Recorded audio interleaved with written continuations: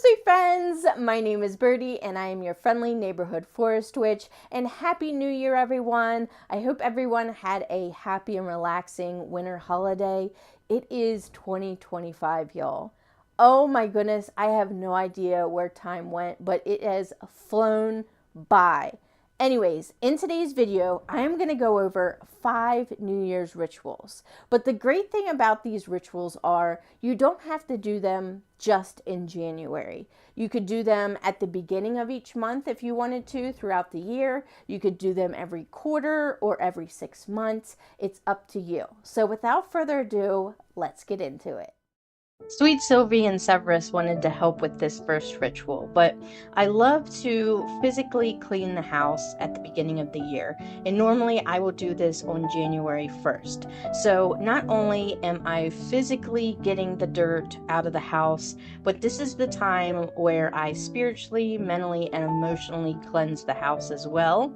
So at the beginning of the year and the first of the month, I will blow cinnamon into the house, which brings all kinds of positivity and good vibes into the house. As you see here, I am also hanging up a cinnamon broom just to keep that energy potent, especially as people go in and out of the house. And to go along with physically cleansing the house, I also usually make some sort of door wash. Now this one specifically, I think I had gotten from one of my subscription boxes, but normally I make it from hand with different types of herbs that represent different things that I want to bring into the year. So here I am just steeping the herbs like you would a tea. Let it cool down, and then you just wash your front door with it.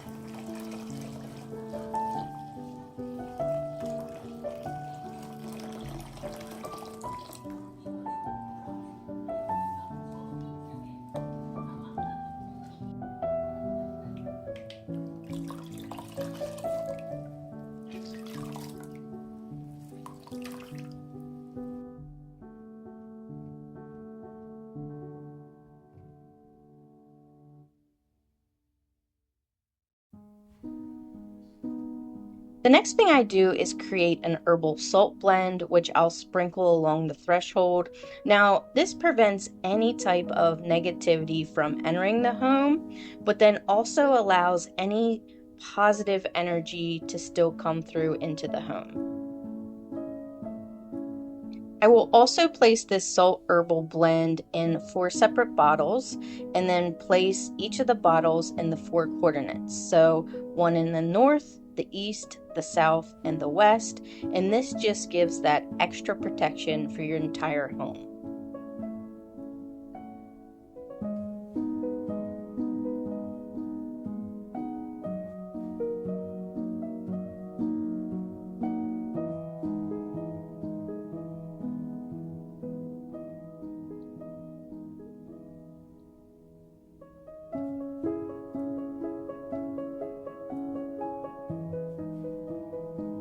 Now that we have cleansed, purified, and protected our home, the second ritual that I like to do each year or the beginning of each month is to light a simmer pot. So I got this vintage hot plate burner, oh my goodness, several years ago at an antique shop. Now, the original dish that went with this unfortunately broke, so I just picked up this beautiful bowl from Dollar Tree, and I'm just going to use that for my simmer pot.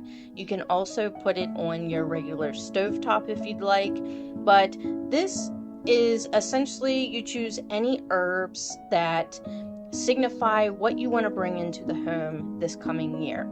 So this particular herb blend that I'm using is actually from a bird moss subscription box that I believe I got last year, and I just haven't had a chance to use it yet, but it smells absolutely amazing, and I thought it would be perfect for the new year.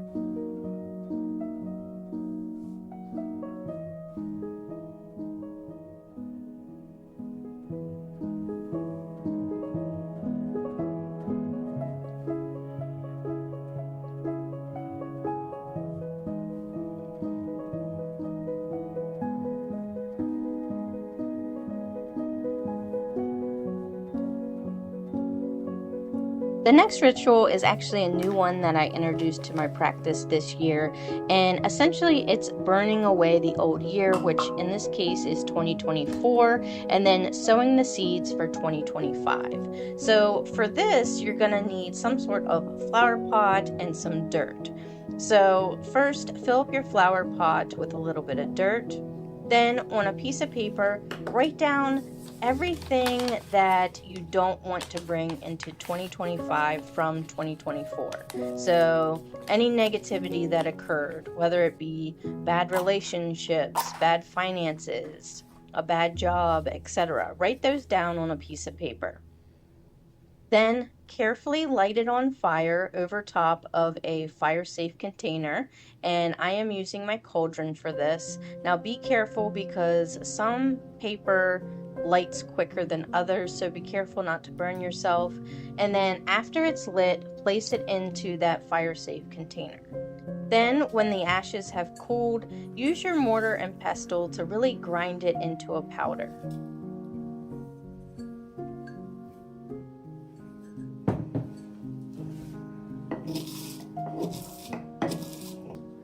From there, place the powdered ash on top of the soil in the flower pot, and then just cover it a little bit with more soil.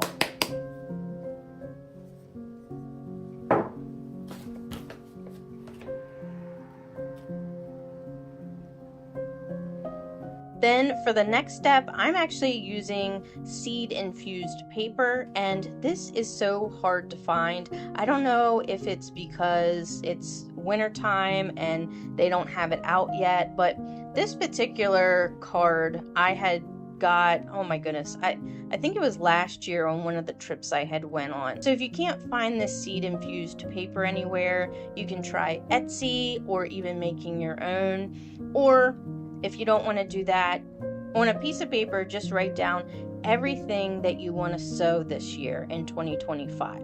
So whether that be getting rid of debt, getting a new job, starting a new relationship, etc., write that down on the piece of paper. Now, if you're not using seed infused paper, you can just fold up the paper, place it in the dirt, and then sprinkle some seeds of your choice over top that, and then cover the paper and the seeds with the soil.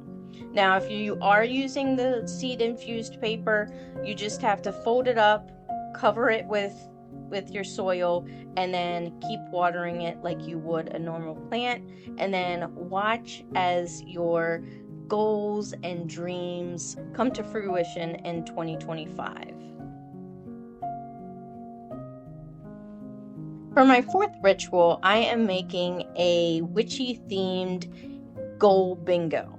So normally with these bingos, you will write bingo across the top, and then within the 24 different blocks, you'll write a goal that you want to achieve for that specific year. Well, this one is witchy themed, and instead of bingo, I actually wrote out the word witch.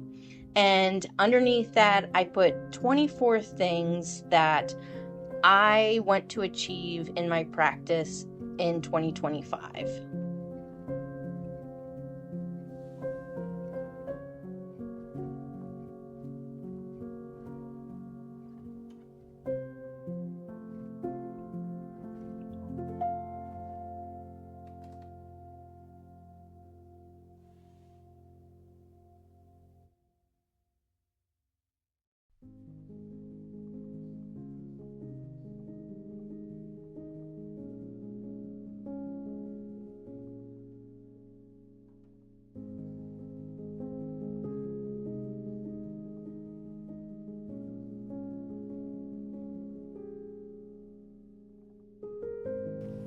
Okay, so let's go over the options that I chose. So to make things harder on myself, instead of using the word bingo, I chose the word witch, and I actually chose things that correspond with that letter. Now, obviously you don't have to do that, but it made it a little bit more fun. So the first one I chose for W is Widdershins Healing Broth to Banish Illness. So if you're not familiar with what the word Widdershins means, it actually means clockwise. So anytime you're trying to banish something and you're doing, say like this, a kitchen spell, you'll want to stir it counterclockwise. The next one, I'd like to craft a kitchen wand. I actually don't have one of these yet, so I thought it would be fun to make one. Then for Samhain, I want to try my hand at painting a will-o-wisp painting. Now, if you're not familiar with what that is, it's actually an old folk tale about how the jack-o'-lantern got started. It's really interesting. Definitely go look that up if you've never heard of it before. Next one for W is I'd like to read more about white magic and really delve into it. And then the last one is web weaving. So I would love to start a free online group for all of us on this channel where we can more easily communicate with each other, teach each other, share things with each other about the practice, and really become a close-knit family within the community. So that is on the horizon, so stay tuned for that if you're interested. So for I, the first one is I'd like to write an incantation for 2025. I write almost the majority of my spells at this point, you know, on my own. So I'd love to write one that encompasses 2025 as a whole. Next one, I will... So if you're new to the channel, last year I tried to do my initiation for my druidry. However, it went completely wrong. So this year I would like to try to redo that. I also want to do a ritual for in bulk. Next one, I've never crafted my own incense before, so I've seen people do it on TikTok and Reels and things like that where they'll make their own cone incense, and it always looks like a lot of fun. So I want to try that this year. And then the last one for I is identify and work with 5 new local herbs, flowers, or trees. So my goal is to maybe visit some new parks or nature preserves around the area and use my little identifier app. I have like this plant identifier app on my phone, and not only, you know, find out what the plan is, but take time with it, sketch it, maybe dry a sprig of it and bring it home and just really work with it in my practice. Next column is T. So I'd love to delve into tasseography. So, oh my goodness, it might have been a few years ago, Mr. Old Crow had bought me this beautiful tasseography set with a mug that has the different sections of it that mean different things, and I still haven't opened it and worked with it. So y'all, this is the year I am going to delve into tasseography. Next one, I'd like to make my own talisman that I can wear almost every day. My free space, now you can put any symbol you want in here. You can even just write the word free, but I chose the pentagram. Then the next one is work with a new tarot deck. So with all the Witches Roots boxes and other witchy boxes that I've acquired through the last couple years, I've received a lot of tarot decks, and I really want to delve into one that I haven't opened up yet. Last one for T is craft a Tree of Life necklace. Now, I actually went to a class for this several years ago, and it was really fun. So I want to see if I can do it without the instructor. And then I might actually end up teaching this at my library if it goes well. First one for C is read about chaos magic. Next one, work with chromotherapy. So if you're not familiar with what that is, it's actually color therapy. So, you can, if you haven't heard of it, there's things you can do with color magic. Different colors mean different things, so I want to work more with that this year. Next one is craft a charm stone, and these were popular back in Scotland and Ireland back a long time ago, and they're actually made with rocks or minerals or things like that, and it's just what the name says. It's a charm that you can wear. Next one is learn about cartomancy, and this is actually divination using playing cards. And I was reading one of my advanced reader copies because I write beta reports for a publishing company, and the book I was reading actually went into divination with playing cards, and I thought that was really cool. So I want to learn more about that. Last one for C is delve into crystallomancy, especially since Mr. Old Crow just got me the full-size crystal ball. I really want to put that into practice.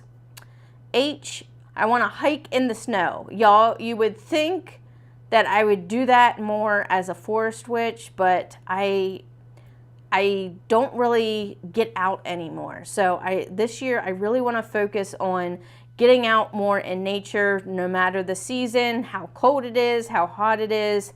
I want to be outside. So the next one, I want to make a honey and sugar jar spell. And this is good for anything that you want to sweeten. So if you want to sweeten your finances, if you want to sweeten your relationship, etc. Next one, I want to find a hag stone out in the wild. I have never found one before, so that is my goal for 2025. Next one, reorganize my herbs. Y'all, it is out of control. I'll probably record that video because I want to reorganize the whole entire altar room, take out furniture, put new furniture in, and just redo the whole thing. So that'll be coming up sometime this year. And then I'd love to do a harvest moon ritual on October 6th this year. Mabon is my favorite Sabbath, so this is around, it's after Mabon. Yeah, this is after Mabon, but still, fall is my favorite time of the year, and I really want to do something special during the harvest moon this year. So this is how it turned out. Obviously, you don't have to do it on paper. You could do it digitally, print it out. You know, there's tons of different ways you can do this. You can even make one on your phone and keep it on your phone. But I personally feel like doing it by hand puts more intention into it. But yeah, anytime that I do one of these things, I'll mark it off. And then at the end of the year, I'll reevaluate and see if I got any bingos or how many bingos I got. But yeah, I thought this would be really fun to do this year.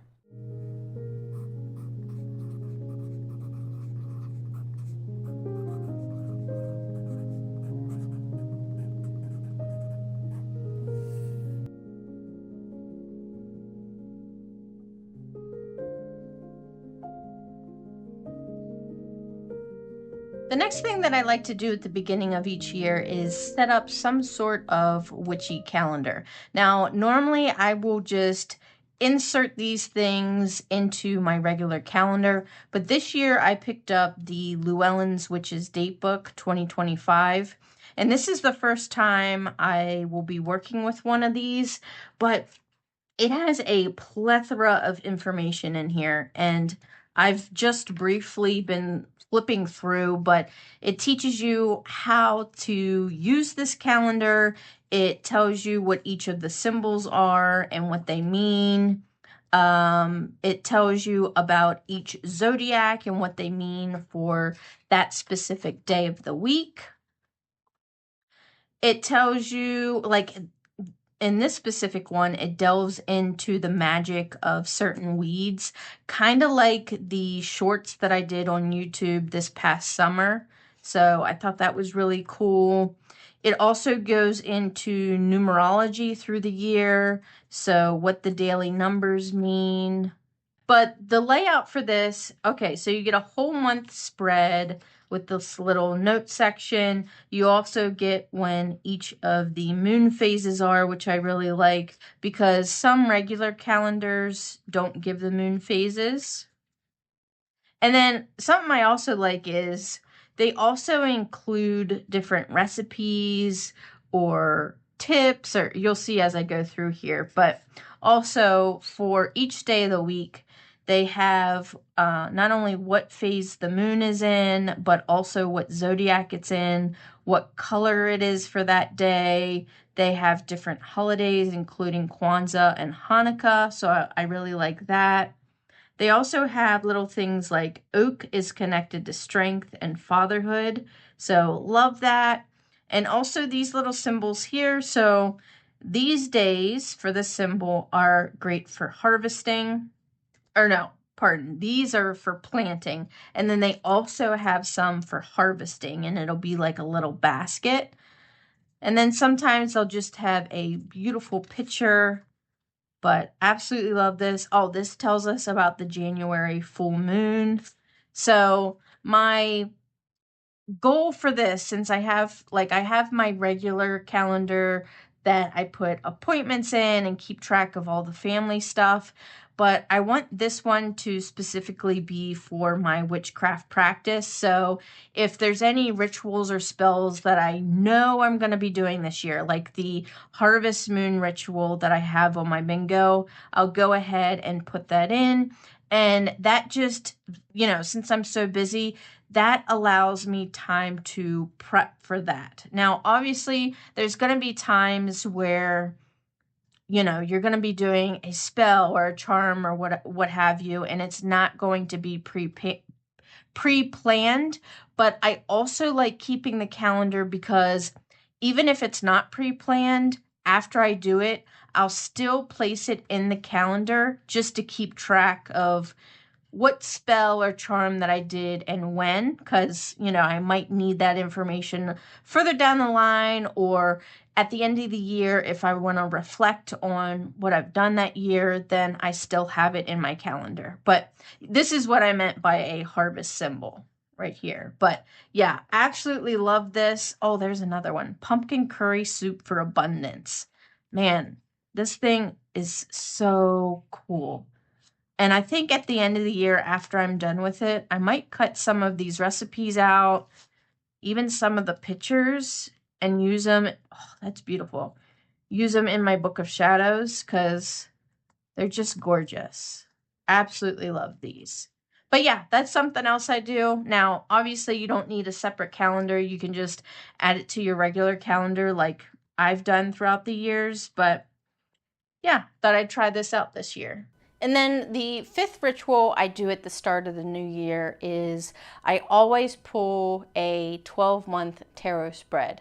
Now that I work full-time, I noticed last year that I wasn't able to keep up with it monthly and doing the reflection. And if you're not familiar with my 12-month tarot spreads, I will link it up above and down in the description. Definitely go check it out. I do a full explanation on how I do it. So this year, I'm just going to use my favorite deck, the Ethereal Visions Illuminated Tarot deck.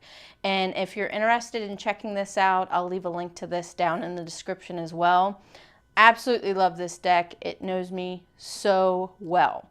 But anyways, for this year, instead of doing 12 months, I'm just going to pull one solitary card for the entire year of 2025. And then after I pull the card, I reflect on it. And then at the end of the year, since I'm only pulling one card, I'll again reflect on the card and the year as a whole.